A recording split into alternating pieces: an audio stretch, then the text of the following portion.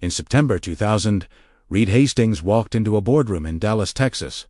He was nervous. His company, Netflix, was losing money, and he was about to make the biggest pitch of his life. He offered to sell his entire company to the undisputed king of home entertainment, Blockbuster, for just $50 million. The Blockbuster executives, led by their CEO John Antioco, didn't just say no. They reportedly struggled not to laugh him out of the room. That single moment, that stifled laugh, would go down as one of the most expensive mistakes in business history. To understand why they laughed, you have to understand the world in 2000. Blockbuster was an absolute giant. They were the king of the world, with over 9,000 stores globally. Imagine that blue and yellow ticket stub logo. It was everywhere. More importantly, they were making a fortune. Get this. They raked in $800 million a year just from late fees alone. Yes, $800 million from people forgetting to return their movies on time. So when they looked at Netflix, this tiny, scrappy company mailing DVDs in little red envelopes, they didn't see a threat. They saw a joke, a niche service for a few nerds who didn't want to leave their house. They completely underestimated the power of convenience. But here's the real story. The fatal flaw that brought the giant down. Blockbuster was in love with their business model, not their customers. They loved those late fees more than they loved making movie nights easy and enjoyable. Netflix was the complete opposite. The entire idea for Netflix came from a place of customer frustration. Reed Hastings himself started the company because he was hit with a $40 late fee for a copy of Apollo 13. He thought, there has to be a better way. Blockbuster's business model was built on penalizing its customers.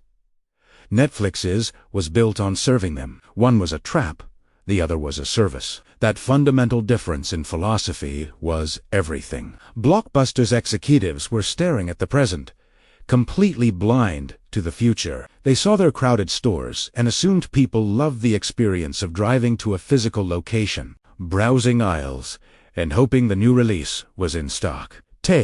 Me said the hidden chart, the underlying trend, the data that wasn't immediately obvious. They missed the fact that internet speeds were getting faster, that people's lives were getting busier, and that the desire for on-demand convenience was about to explode. While Blockbuster was busy counting its late fee money, Netflix was building the infrastructure for a streaming revolution.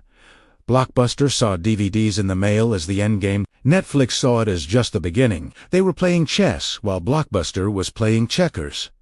So, what happened next? We all know the climax to this story. Fast forward to today. Blockbuster has exactly one store left in the entire world, a beloved relic in Bend, Oregon. It's more of a tourist attraction than a business.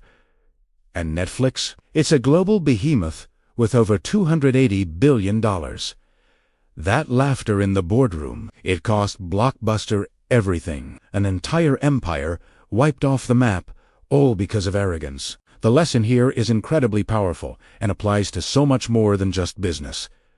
Success is dangerous. It can make you comfortable, complacent, and worst of all, arrogant. The moment you think you're untouchable, the moment you stop innovating, the moment you stop being afraid of the little guy with a new idea, that is the moment you start dying. Never underestimate the underdog who is obsessed with serving the customer better than you are, because one day they might just be the one telling the story of how they took your crown. Thanks so much for watching. If you found this story as fascinating as I do, hit that like button and subscribe for more deep dives into the stories that shape our world. See you in the next one.